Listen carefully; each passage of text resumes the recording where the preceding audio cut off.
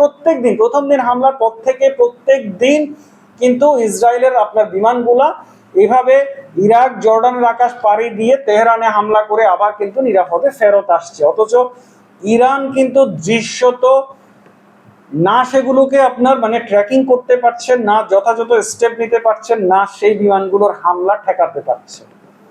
So এটা গেল একটা।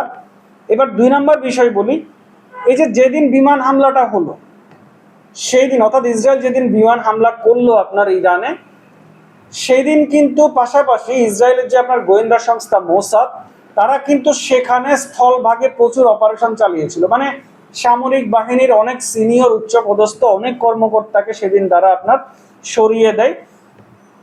এছাড়াও অনেকগুলো আপনার পরমাণু বিজ্ঞানীও আপনার সেদিন নিহত হয়।